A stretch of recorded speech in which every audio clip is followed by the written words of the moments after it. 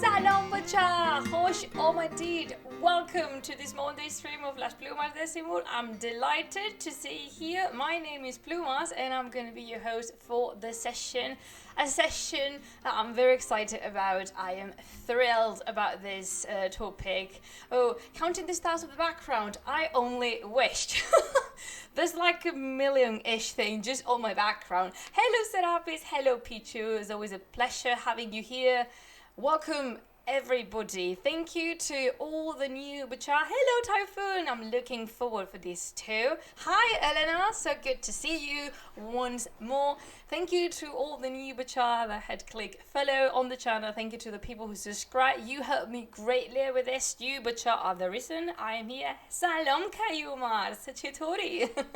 You are the reason I'm here week after week, month after month, because we are coming very close to the very anniversary of this channel. I cannot believe it's been a year already. If I think of it, I think I'm a little bit dizzy. Where does time go?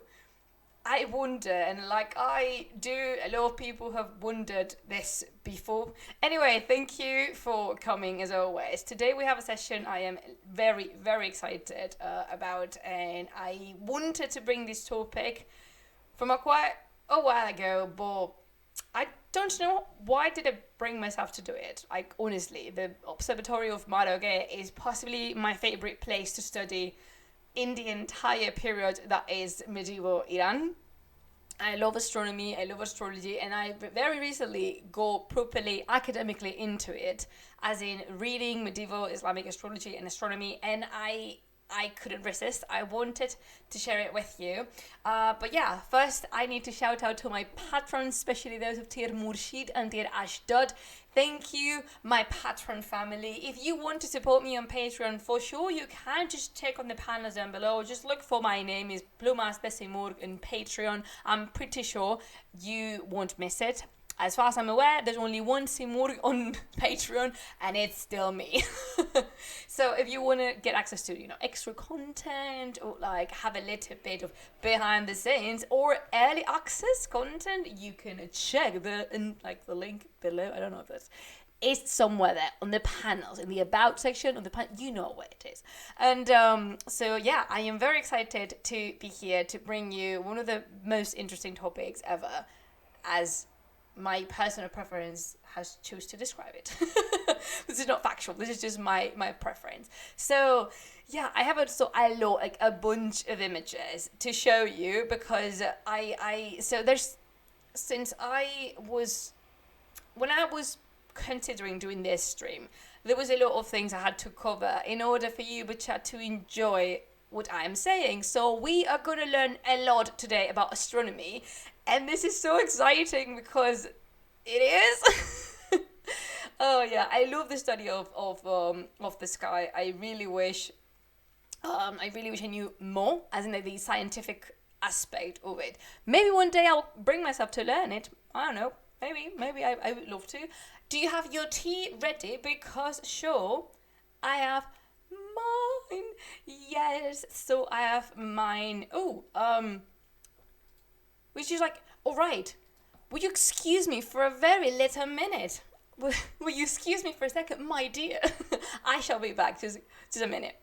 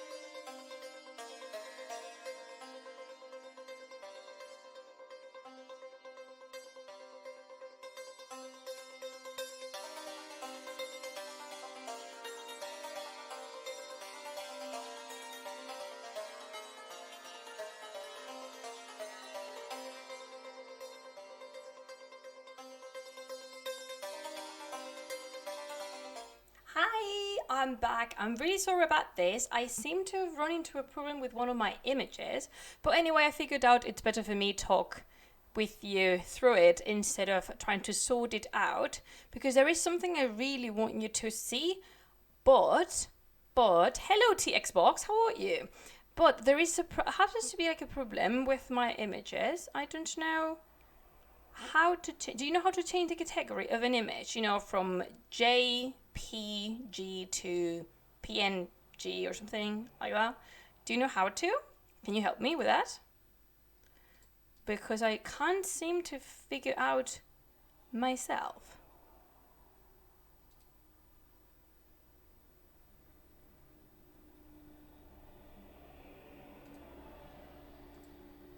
You do it with Photoshop, open it with Paint or the editor. Okay, I don't have Photoshop. That is too advanced. That's too advanced for me, Helena, although I appreciate the honesty. Okay, then what do I do? And save it again, changing it. Alright, save us. I can't save it to another. I can't. But for some reason, I think you can open it with Paint and just save it as a PNG. Alright, let's try doing that. Save, open with, there we go. Save us.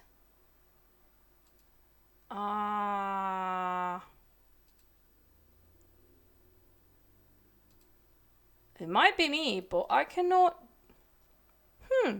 Oh, there's a little options I have here. I kind of did it with Paint 3D. My God, how much has this changed? Okay, let's try here. Okay. See if this works. Okay, let's pray, Bacha, because this is a very important image.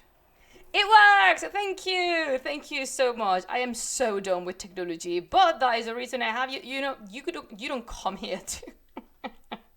You honestly do not come here for my amazing skills of photo editor. Actually, you come here to hear me talk about history and our history. So thank you so much, Bacha. Much appreciated. You taught me something new, and because you did, I think it's only fair that I repay you, and that I teach you something new today. Don't you think? Wait, I need to put this beautiful image where it belongs and how it belongs, because like this, oh, it's gorgeous. Maybe I will tell you which image it is in a second, but maybe you see it and you don't think it's as cute, but believe me, I think it's the cutest. I really like this one.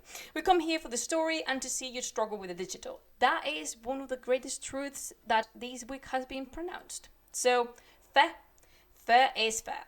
Anyway, now that we have, let me get rid of something, you can go and you can go too. Alright, so now that we finish, we can actually start. Ain't that poetic? Equivalent exchange from Full Metal Alchemist. Yes, we can talk about alchemy some more today. Are you prepared with your astronomical/astrological gala? Because I have my moon pendant over here. You can actually see it, can't you? Not really. It doesn't matter. You know, I wanted to show it off a little bit. I have my moon pendant with me because today we are going to talk about the moon and many other celestial bodies. How beautiful is this picture of the faces of the moon by Jake Hills? I am in love. I really, really, really like it. I think it's so pretty, the color scheme, everything. I just love it. So now, if I may, I would like to start this stream because yes, we are properly starting now. Let's get it started. Let's get it started here. I would like to start this stream by saying this is by far one of the most interesting topics I wanted to cover, and I am genuinely excited about bringing it to you. As my time learning about medieval Iran went by, let me tell you, I became more and more interested in two things. First, the Ilkhanid period and astronomy/astrology in medieval Islam. So today we are merging both, and we are going to speak about one of the observatories created in Iran during medieval times. So grab your tea. Do you have your tea? I'm drinking a beautiful mixture, a beautiful blend of black tea with roasted walnuts and almonds and just tiny bit of bitter cocoa nibs. It's so good. It tastes like, it just smells amazing, tastes amazing. So yeah, get your tea, sit back and enjoy the ride, because we're going to travel to the astronomical and astrological observatory of Marāgheh. So I've mentioned the Ilkhanids before. That's the first thing we need to cover here, but maybe there is a chance you don't know who I'm talking about. Allow me to introduce them to you, because they are one of the greatest periods to study about Iranian history, in my opinion, because so much was going on. It was a bit of a racket, not gonna lie, but still it's very interesting. The Ilkhanids were a Mongol dynasty of Mongol origin, established in Iran in the 13th century. Does the name Genghis Khan sound familiar to you? Let me see. Where are my Mongols? Where are my beautiful Mongols writing in the manuscripts? There we have them. Hello everyone. Hello nosotros. I was missing you. These are the Ilkhanids as portrayed in the Compendium of Chronicles from the 14th century. So this, I was asking, does the name Genghis Khan sound familiar to you? Well, he had a very unfortunate encounter with the kingdom of Khorazm, and I mean unfortunate for Khorazm, to be specific. I won't get into details because I would love to dedicate a whole stream to the Ilkhanids and their arrival to Iran, but basically know that it does not look like it was within Genghis's plans to conquer Iranian lands until when this incident. Anyway, by 1237, the Mongol armies had subjugated most of Iranian territories up to modern-day Azerbaijan, and that is also including Kashmir and Afghanistan. And just a wee bit later, they conquered Anatolia, and the Seljuk Sultanate of Rome and the Trebizond kingdom became vassals of them.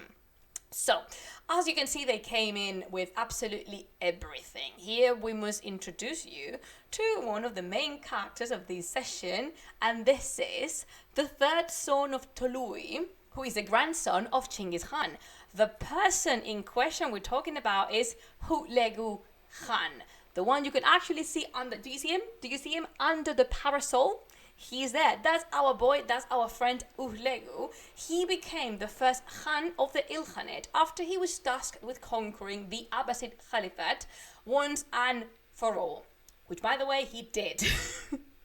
Of course he did. Let me show you. Do I have a picture? Have I brought it? Yes, I do. You know, manuscripts are a very big thing to me. This is a manuscript also from the 14th century of the siege of Baghdad. This is the episode when Hulagu conquered Baghdad. So we normally consider the Ilkhanate period to begin, so you can have a date, in 1256, more or less, after the siege of Baghdad. But it was not until 1258 when Hulagu proclaimed himself Ilkhan, which means subordinate to the Great Khan. The Great Khan at this period, by the way, was Kublai Khan. Maybe that sounds familiar to you? A long life to see. Long life to manuscript. Yeah, of course. Yeah. Manuscripts are such a great way of knowing the past, and I do say that because, well, I work with them. I know what I'm saying. So here we have it, an entire vast reign vassal of the Great Khanate that occupies from Transoxiana to Syria. This is huge, okay? The cultural legacy of the Mongols was and is vast and abundant. And it influenced greatly the development of many cultural aspects of Iranian territories. Today, we shall focus in a single one of them, but be aware, there are many more. The first capital, do I have my map here? Marco Polo time? In fact, yes. Marco Polo was a little bit before this, because Marco Polo went to the court of Kublai Khan, I think it was 1221, 1222, something like that. But the Ilkhanate period we're talking about is 1256, 58 when it starts, and around 1330 something when it finishes, because yes, it's short, but my goodness, it was intense. So, the first capital of the Mongols, as I was saying, was located in the city of Marāgheh. It's a city to the northwest of modern Iran. It is close to Tabriz. Here you can see it in the map, highlighted in white. Can you see it? So there is Marāgheh. So here is where the first Mongol court was established. Let me tell you, the Mongol courts moved a lot, especially during these first decades. They were still quite nomadic, so it was quite common for them to have different courts to be at in winter, in summer, very depending on the season. But we can say that the administrative capital at this period was Marāgheh. Shortly after Hulagu Khan came to power, the city of Marāgheh became a hub of cultural flourishment. West of the town, I need to show you. I really hope you are not downed by this, because very little is preserved, but bear with. I really hope, just let me explain. Let me bring this place to life for you. West of the town, in 1259, an astronomical observatory was created under the patronage of Hulagu Khan, and at this time, it was considered to be the most advanced institution in the Eurasian world. Quoting the scholar Stephen Blake, who I have here trustworthy with me. We have two stories actually that tells us why this building could have come to exist. The first one is connected to Hulagu's brother, who was Marāgheh Khan. He was a great Khan before Kublai, but died after only 8 years of rule. Apparently, a dramatic T pause is never long enough. Apparently, Marāgheh Khan had great interest in mathematics, in astronomy, and in astrology, and he decided to found an observatory in the Mongol capital, Beijing or Karakorum. He had heard of someone that we shall go back to, the great mind of Nasir ad-Din Tusi. He was described to him as the perfect person to oversee this project. So Marāgheh Khan asked Hulagu to have him sent into Khanate lands from Iran. However, Hulagu already knew of Tusi's great capacity, and he decided not to send him to his brother. Rather, he decided he would be the one to found the observatory in Iran and put Tusi at the front of it. The second story makes Tusi the protagonist and explains the construction of the observatory was actually his doing. He was appointed as chief astronomer at the Ilkhanate court, and then he convinced Hulagu that the greatest way to invest in development and in culture was the construction of a new astronomical observatory. Let me take a digression here, so you can understand the actual reasons for Hulagu would have been. So, you know that currently, as in right now, we have two different disciplines. Astronomy, which is the study of celestial bodies and their behavior, and then astrology, which is the study of set bodies, understanding that they have an influence on human actions. Well, back in the day, this division did not exist. Astronomy and astrology were powerfully intertwined. And this is something to keep in mind to understand properly what we're dealing with here. So, apparently, Hulagu was a superstitious person. Superstition. Na, na, na, na, na. I love that song, by the way. Tusi would have used that to work in his favor and eventually get the Ilkhan to accept the project of the observatory. Funny story, Hulagu seemed quite worried about the cost of the whole thing, but Tusi had a trick up his sleeve and questioned the leader's doubts by telling him a story. Hulagu's concerns had to do with astrology itself. If they really needed an observatory to try and get a glimpse of the future, since, after all, future and predictions are based in the unalterable character of the future. Nothing can be done to change it, or so they thought, because it's already been written. Then Tusi answered with story, and then I'm reading from my book. This is what Tusi said. Suppose you order someone to drop a large object from a very high place. This will produce a very loud noise and frighten all the people standing nearby. Only you and the person who carried out your order will remain perfectly calm, for only you both would know that would happen. So this basically means that for sure you cannot alter what has already been written. However, if you have the information beforehand, you can find your way around events and nothing would catch you by surprise. Information is power, after all. There are also some stories, possibly legends, to highlight Tuzi's sharpness of mind. They tell us how he used Hootlegger's superstition against himself or to obtain some kind of result. I personally love to believe them all. I really want them to be all true because boy, aren't they funny. Tuzi must have been such a character. I would love to sit with him for a tea. What is that you're saying? Astronomy, Hawking's astrology, Saint Seiya. More or less. I think that is a pretty accurate. I think that's a pretty accurate. Oh, by the way, these are the remainings of the observatory. These are actually the archaeological site of Marāgheh, which is being excavated by the University of Tabriz, if I am not mistaken. It's been excavated quite a few times. I think the first one was in 1970 something. Nowadays we have artificial intelligence to be obsessed to. I mean, each to their own. Each time has its own obsessions. So, in charge of construction was Muayyad ad-Din Urdi, who was an engineer and also an astronomer. You know, if you were an intellectual back in the Islamic Middle Ages, you kind of covered many different areas. The observatory was located outside Marāgheh, in an elevated place so they could get a better view of the sky, which was, the main intention.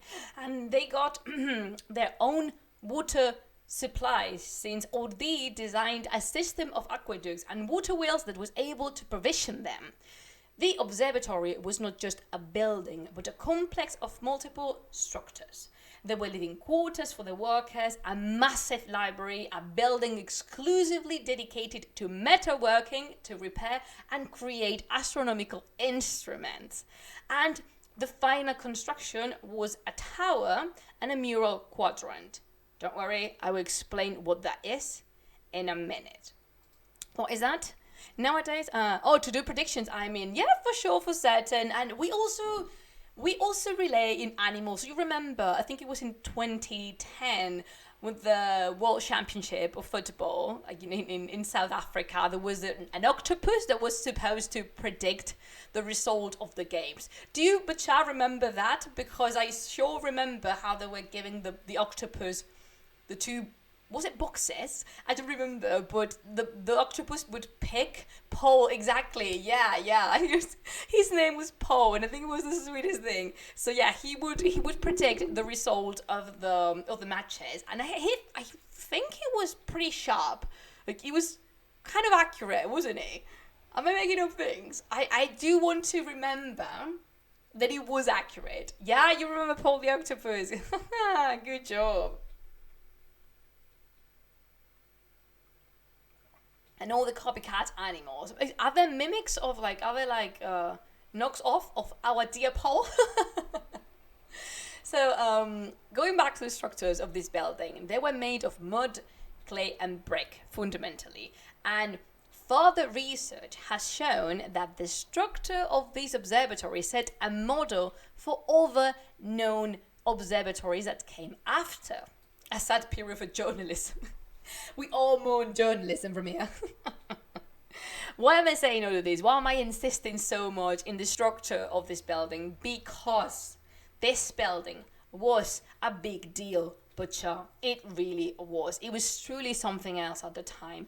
And its fame became so important that many people came to Marāgheh to study with Tuzi or to work in the enormous library. This library, by the way, was said to hold over, hear me out, 400,000 volumes related to astronomy and astrology. How crazy is that?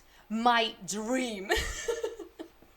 This library was the core of the observatory and its beating heart. The main building was also used as a school, as an office complex, and as the administrative center. The amount of books accumulated in Marāgheh was a result of the Mongol conquest of Baghdad and Syria because of the material stored there.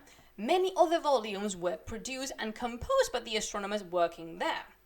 One thing is for certain, Butcher, this place enjoyed of a privileged position and wealth. And because of that, the number of people working there was large. We're talking about 70 to 100 astronomers. And this is just astronomers. Then you need to add to the count the workers that maintained the complex, cooked, cleaned, and attended the astronomy needs. This was filled with people. There was a lot of people coming and going. 400 volumes. No. 400,000 volumes. Add 3 zeros to that one, no soy Ros. 400,000. It's impressive. And also, I just want to take another digression here. When you hear about the destruction of the library, especially the dramatic and repeatedly emphasize, if you ask me, destruction of the library of Baghdad. Yes, Baghdad was sieged. Yes, Baghdad was conquered, but it was not burned to the ground and entirely destroyed. It was sacked. Of course it was. I mean, they had to set an example for the rest of the people, and they were de facto defeating the Abbasid Caliphate.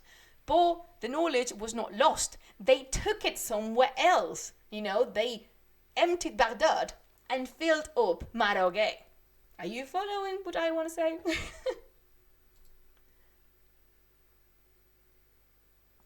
I know, just so much stuff. So many books. I would have died of pleasure being there. Definitely. So I have mentioned the mural quadrant, as one of the key elements of the observatory. Let me show it to you. This was the picture that gave me so many headaches. But you had to be able to see it because it's so important. It builds my argument quite a lot. So this is a mural quadrant, okay? Don't worry. It is a key element for any observatory. The mural is an instrument. The mural instrument is an angle measuring device that is normally either built or mounted into a wall. They have to be oriented to lie on the meridian. What is the meridian, Plumas? Well, the meridian. What did you think? That I was not bringing pictures of the meridian for you? Of course I am. Who do you think I am? This is the meridian. Okay, this is the line of the meridian. This is in astronomy. In astronomy, this is the great circle passing through the celestial poles. The mural can measure. This is the thing. The mural that can measure angles from 0 to 90 degrees is called a mural quadrant because it occupies just a quarter of a complete sphere. From 0 degrees to 90 degrees. I'm making my best. Okay, it looks nice. It looks very pretty, yeah. So this line, you see, is that with a polar axis, it covers the North Pole, the South Pole, the zenith, and the nadir of the Earth from the point of view of the person. Have the sea, the horizon. Stay away from this picture, terraplanis, spectacular. Yeah, flat earthers. Earth flatters. I don't actually know how to properly call them in English. I think we're good. So let's go back to the mural, to our beautiful mural quadrant. So this is an angle that is literally built onto the wall and it serves to measure angles. Remember, from 0 to 90. This one on the picture, however, is not from Marāgheh. We have unfortunately not preserved it. But this one comes from a very close observatory, in fact. It comes from the observatory of Ulugh Beg in Samarkand from the 15th century. Because you know what? When Ulugh Beg wanted to build his own observatory, he looked pretty close of what was going on in Marāgheh. And by pretty close is that I am pretty convinced he literally copied absolutely everything. But that only meant Marāgheh was doing a very good job. Flat-minded. So yeah, here you have it. What was I saying? Oh yeah, the mural quadrant in Marāgheh lied on the meridian, so you can actually follow the meridian from this excavated part, and this meridian served as the prime meridian for measurements. What is a prime meridian, Plumas? Okay, the prime meridian is a line of longitude And this is the meridian used as basis for zero when making calculations. The starting point, the meridian the prime meridian is a starting point to measure the positions of all celestial bodies up above. If this sounds complicated to you, or if I'm not explaining myself properly, do tell me to stop or just ask me a question whenever you'd like. You can ask me. I understand these are a little bit tricky concepts. Now we use Greenwich meridian. Exactly. If meridian of Greenwich, that is one of them. This is the one we used for marking zero, but at that time they used whatever they could grasp actually. So, a very important thing for a mural quadrant to work is that it has to be outside, which is obvious if you ask me, but you don't have to know, so I'm telling you, it has to be outside. The mural quadrant in Marāgheh, the radius of it was about 430 centimeters, which is big, let me tell you, it was big. The angular distances and the axe in the parallax, it reminds me a lot of my first job. Exactly, oh my god, you so know what you're doing, good job. So, yes, the mural quadrant was used to determine the position and altitude of celestial bodies. It served to know also the latitude of Marāgheh. But it was not only the mural quadrant that was outside. We have a lot of trinkets and instruments I am going to tell you about. Unfortunately, and I was saying, we have preserved nothing from Marāgheh. So I'm bringing you either mock-ups or all the instruments that are similar, that are the same thing, but they are not from Marāgheh. I want to stress this so there's no confusion. None of the pictures I am bringing of instruments, of astronomical instruments, do come from Marāgheh. It's a real pity. But they served as a model, and we have all the things that are quite similar. The first one, which one are we going to show from the start? Oh, the sphere one. Why? Why have we not preserved them? Maybe because they were destroyed, they were taken to other places. Because I'm gonna get into the story of the the final days of the observatory in just a little bit. I want to show you this. Oh yeah, we're going to start with the sphere first. So this, what you see in the screen, is called an armillary sphere or spherical astrolabe. The one in Marāgheh had 5 rings and a leadate or a turning board. What is an leadate, Plumas? Okay, I think, I should have put that one first. Where's my leadate? Okay, there it is. A golden apple from Assassin's Creed. Goodness gracious. So, the leadate is this what you're seeing on the screen. It has it is a turning board. It's a device, a turning board that allows one to sight distant objects and to move depending on preferences or needs. So basically you would place something on top and that would allow you to move in circles. If you observe in the sky, you really do need to move quite a lot. Only looking at just one point makes 0 sense for this. So this is the leadate. Let's go back to our armillary spheres. I was saying the one in Marāgheh had 5 rings, and a turning board. This is a leadate that allowed it to move for calculations. And the armillary sphere was, it was attached to,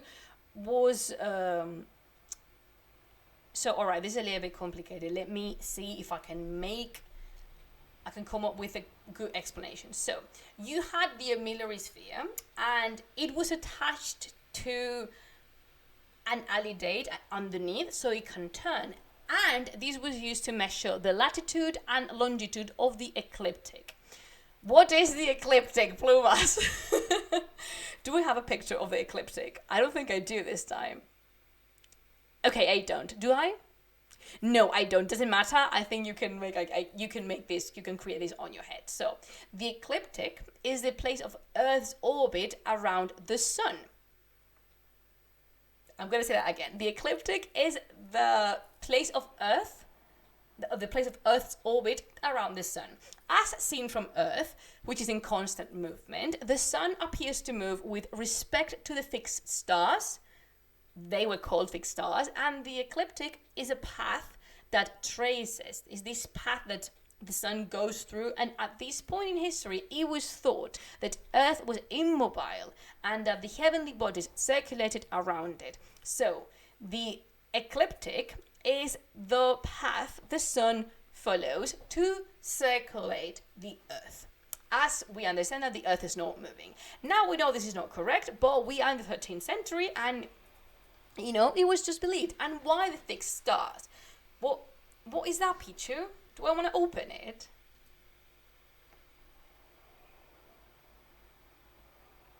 What is this? I don't want to open it. Oh, okay. I think, all right, I will delete it. No problem. Can I? Bad copy paste, no problem. I don't think actually I can't do something. I mean, it's not reported anyway. Nobody pay attention to that. It's actually fine.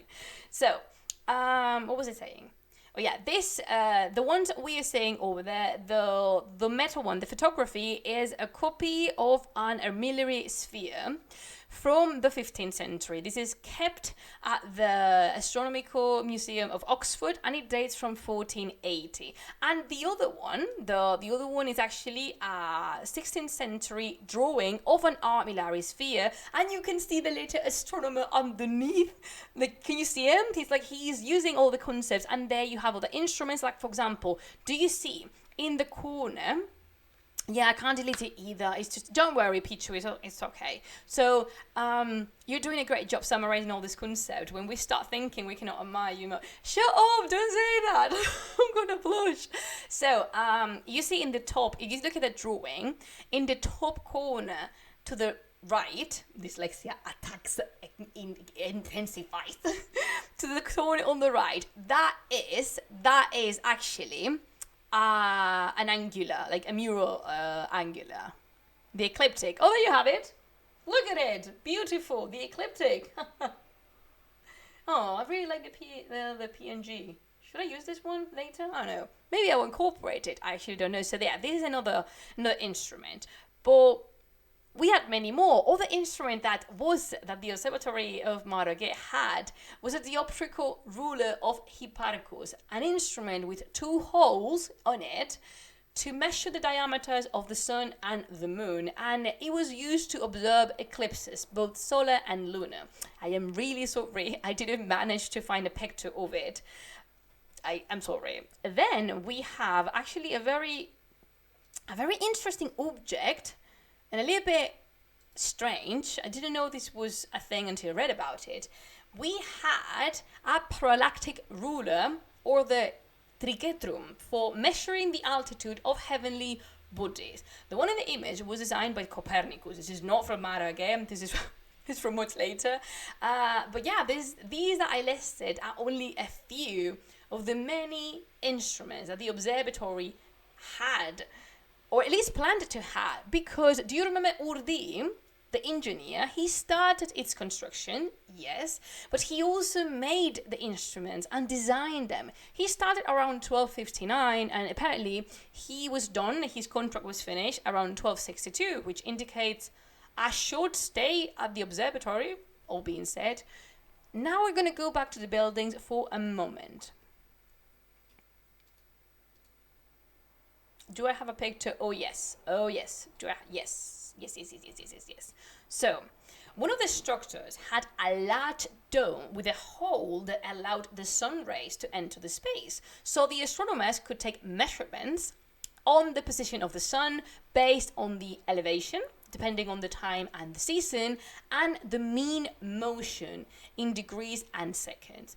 What is the mean motion? Is it a motion that is not so nice to other people? And that was the worst pun, bad joke, dad joke. So no, the mean motion is the angular speed required for a celestial body to complete one orbit, assuming it has constant speed. So orientation was absolutely fundamental in these buildings. So they followed, the Punic team intensifies. Yeah, I've lost viewers because of what I said. I'm really sorry. So orientation was absolutely fundamental. So they followed precise instructions on how and where they must be built. Take this large dome structure, for example. its orientation allowed the solar rays to heat the threshold of the dome in the vernal equinox on the 21st of March, which is the Persian New Year or Nowruz. We also have notice of this dome being entirely decorated inside. This was painted inside. Do not imagine these walls as naked or empty of content. Absolutely not. It was entirely decorated with the signs of the zodiac, the celestial spheres, or the faces of the moon, like the beautiful picture of Jake Hills that we saw before. There were also terrestrial and celestial globes and a bunch of other trinkets. The terrestrial globe was originally made of paper pulp, but later Urdi, remember the main engineer, he fabricated one out of metal. We do not preserve it, but we know there's many others that have been designed after these celestial globe. I was going to say terrestrial, no, celestial globe. So, at the observatory of Marāgheh was also a school. Yes, a one for higher education, as we would consider it today. It was not a school, it was not a primary school, okay?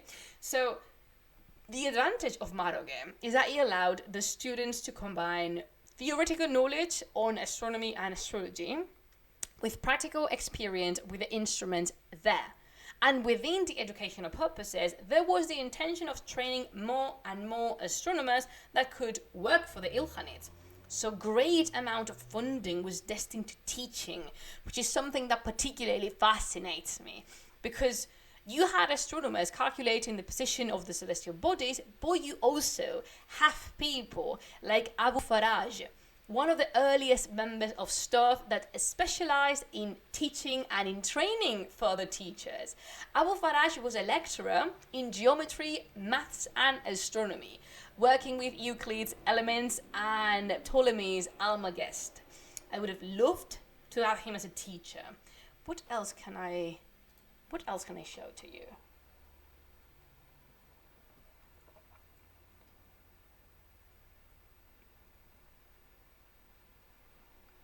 Do I have a picture? No, I don't. Right, that's the thing. I don't have a picture of Tusi. I'm really sorry. Because let's see now. What can we see? What would you like to see? I think I want to see the faces of the moon again. Unless you want to see another trinket.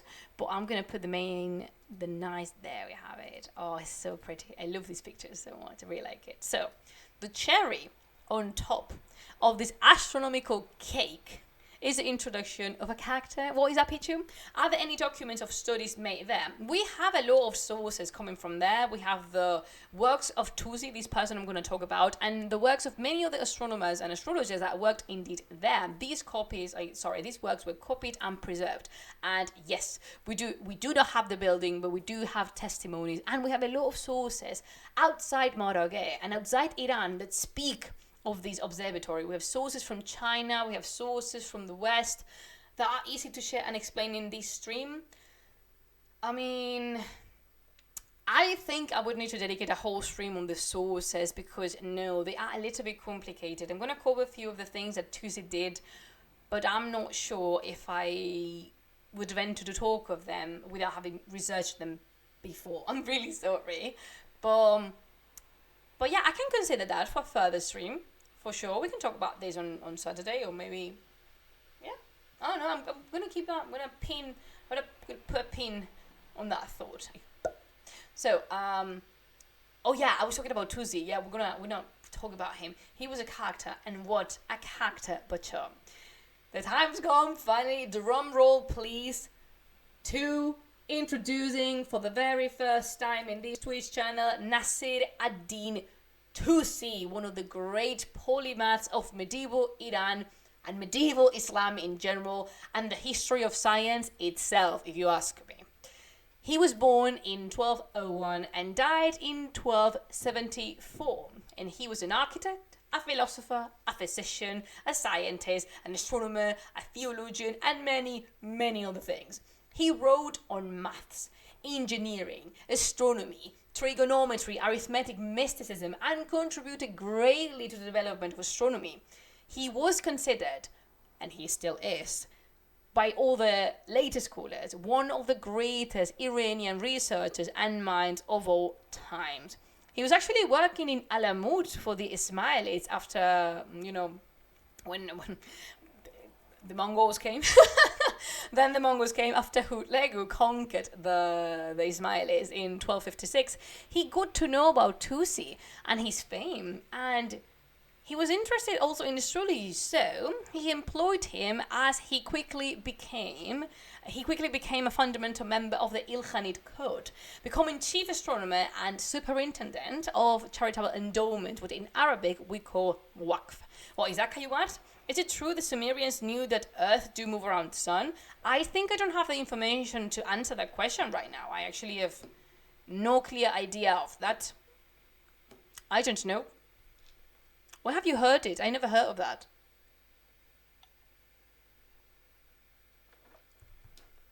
Could be. I don't know. Yeah, let's talk about Tusi a little bit more. Tusi was the first director of the Observatory of Marāgheh, and he oversaw the installation of all the new instruments, the stocking of the library, the recruitment of the staff, and the compilation of a brand new astrological and astronomical treatise, the Zige Ilkhan. This picture is the source I was talking about. We do preserve the Zige Ilkhan. I would love to go deeper into this book. I really would, but we recovered a lot of time, so perhaps another occasion. I promise this is not the last time we will speak of Nasir ad-Din Tusi. I really like this character, because if Tusi, this is something very interesting, Bacha. If Tusi is famous for something, these are the comments and critical editions of Greek classics, who were the basis for the study of the sky.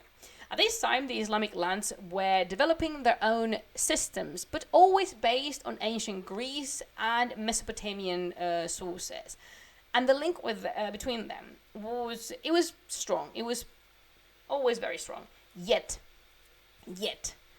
many other authors, and especially Tusi, composed what we call tahrir, a reduction in a much simpler way of various manuscripts. He would edit thoroughly the works in order to make them easier, more comprehensible. He corrected calculations, eliminated excessive repetition, provided clarifications, and made, in general, the works much more accessible to researchers and to students. This is possibly the reason I like Tusi so much. His working ethics resonate so much with me. But unfortunately, in 1274, he took some students to a trip to Baghdad, but shortly after arriving, he fell severely ill and died some weeks after. He was buried nearby. And his son took over the directorship of the observatory from that moment. What is the answer, Rose? I have a new answer when someone asks me the question, would you like to take from the past? Who would you like to take from the past to meet and talk to? Nasir ad-Din Tusi was such a character. I really look up to him in the sense that he made a proper effort for these treatises on astronomy and astrology to be understandable. He edited the classics. He made them approachable. That is such a big thing. I reckon if he was alive nowadays, he would have either a YouTube channel or a Twitch channel, and he would talk about astronomy and astrology and share the knowledge with the people, because that's what he did. That's what he did through his whole life. Of course, he produced original content, and quite a lot, because he was prolific. He was so productive. But he also wanted to share most of his knowledge. He really wanted other people to understand and to educate further generations. I'm really sorry, Zarafe. Further generations of astronomers. It's just fantastic. I do think it's fantastic. Let me live my fantasies.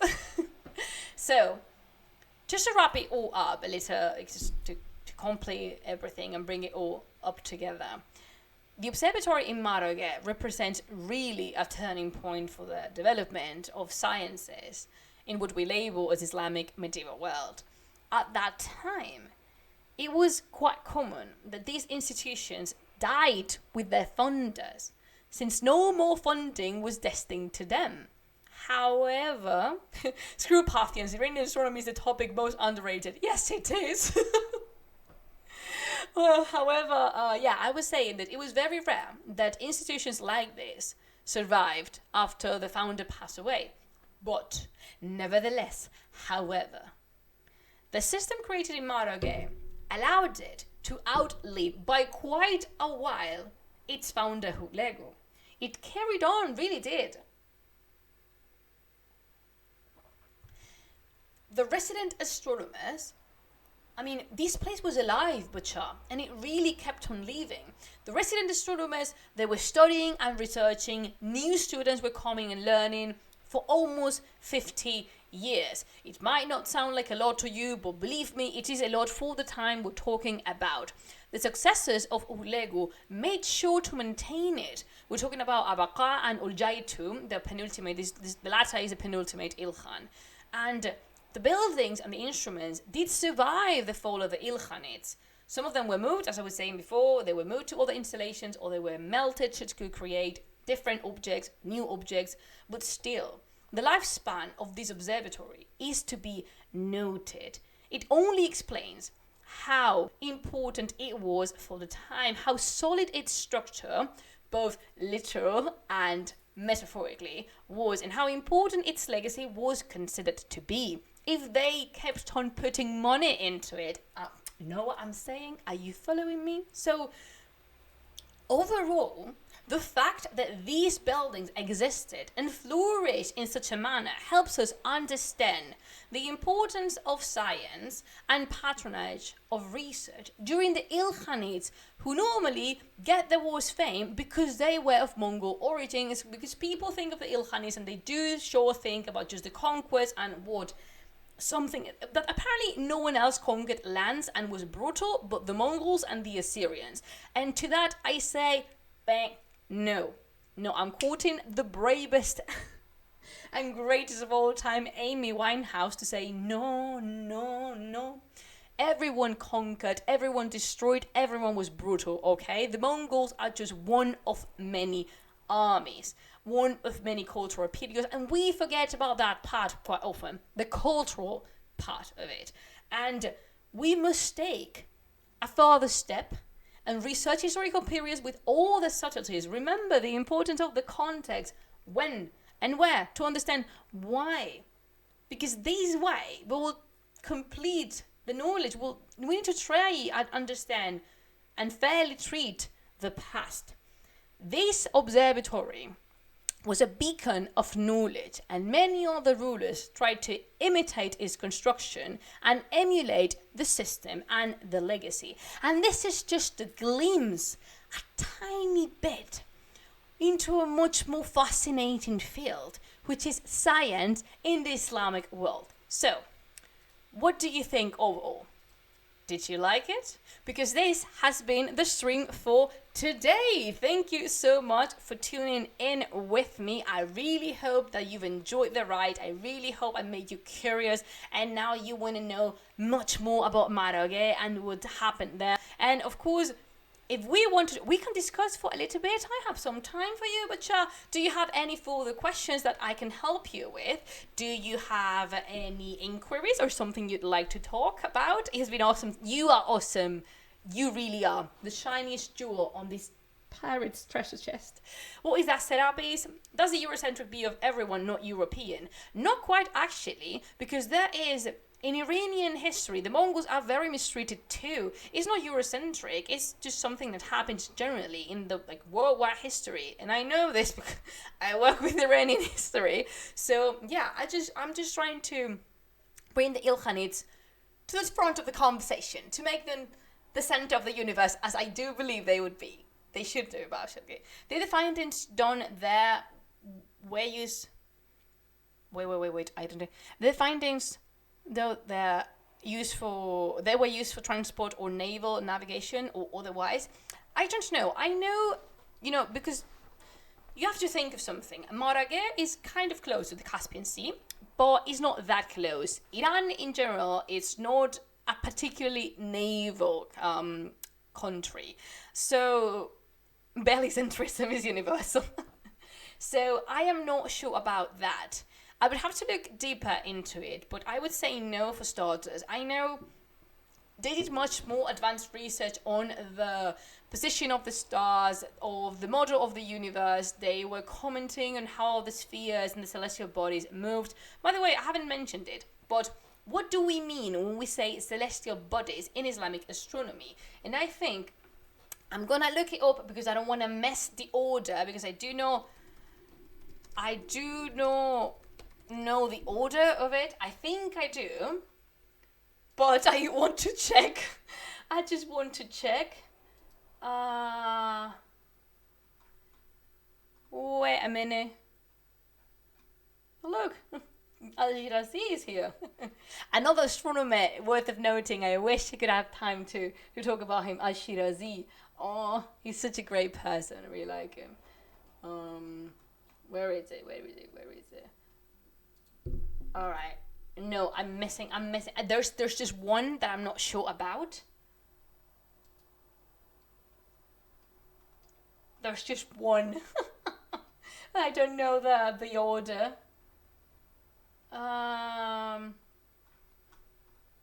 Where can I know the notes? I do have my notes. No, this is what I am seeing. What I'm seeing here.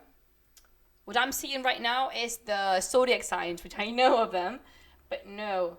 Where are they?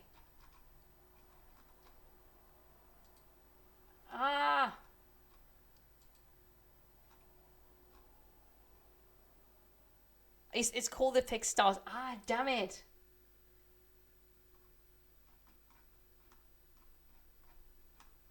I'm seeing so much maps. Like, you have no idea how many maps I'm looking at right now. I was going to say, Islamic astronomy helped develop better ways to navigate. It's probably that medieval Iran had a part in it. Of course it is probable, but maybe not Marāgheh. As I was saying, there were observatories in many other lands, and of course we had Baghdad with Egypt. Just think of it, Egypt has a much more long tradition of navigation and naval history. So probably in the observatories of Palermo, in Egypt, in the south of Spain, greater research was done there because it was of the interest of the monarchs. Just think of it as that the Ilkhanids had no intentions on jumping onto a ship and conquer further lands. So you can understand how they wouldn't destine their money to research something that it was not going to use, it was going to be of use of them, for them, sorry. Why can't I talk right now? Wait, I'm going to try...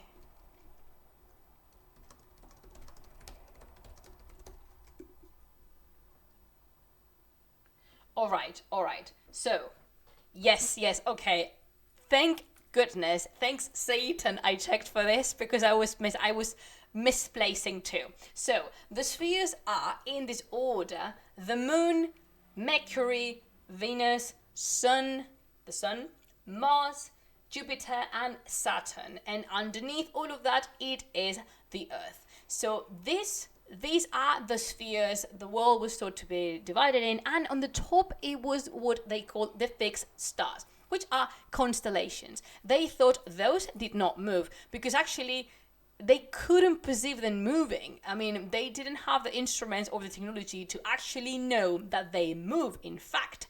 But am I explaining myself? I hope I am. So they thought that was a part of the sky that never moved. However, the other celestial bodies did in fact move, and the movement was calculated and they could locate them in the sky, but not the other celestial bodies. There you have it.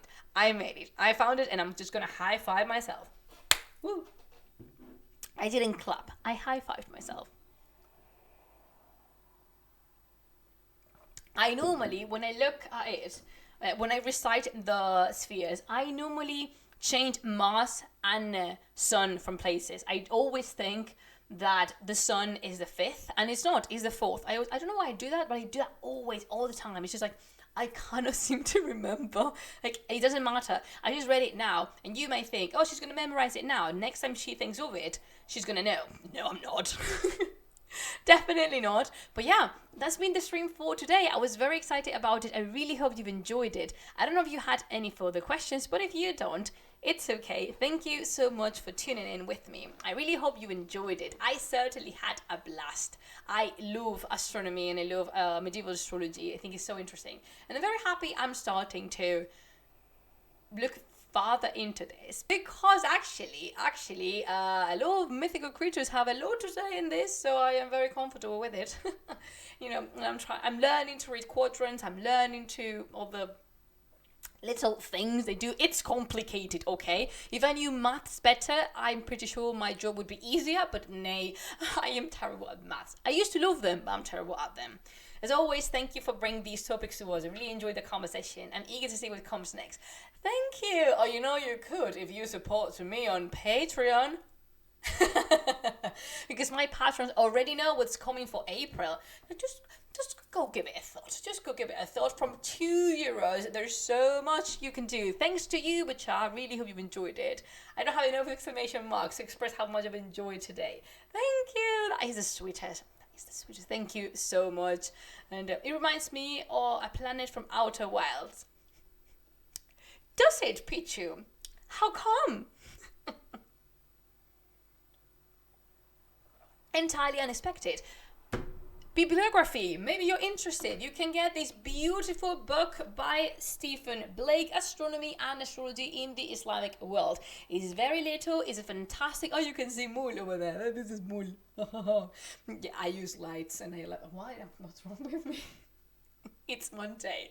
In that planet there were observatory ruins. Oh, then maybe we have... They look Persian. Do they? Maybe we have to, play Outer Wilds in our next Plumas Royal team. Maybe that would happen and we will go to that planet and no one knows. What is that? Thank you, No Soy Rose, but actually, this okay. No Soy Rose put an email direction there because I'm giving a course on medieval manuscripts. However, it's in Spanish and I didn't want to mention it because you cannot, if you know Spanish, just go ahead and check it out if you'd like. But if not, it's not in English. It might be. I actually don't know what's going to be of it. But yeah, I'll try my best. But yeah, if you want further reading, you can always check this book. It's very little. It's a very nice introduction. I love this book. And you have references to many different observatories in Iran. And you have Isfahan, you have Al-Andalus, for example. You have Cordoba here. And, oh yeah. Oh, actually, yeah. Do you see these... Do you see these celestial sphere? Do you see it? This celestial sphere? We think that this one could possibly come from Marāgheh, but actually we don't know. No one has an idea. It could be. I want it to, but me wanting is not enough apparently. Oh yeah. So yeah. Oh, so many beautiful pictures here. Yeah. So yeah, I would 100% recommend this book. Yes to what, Serapis? Just remember, there's a little bit of a delay from me saying things and you getting the things. So you need to be, when you say yes or no to something, you need to give me a wee bit of context.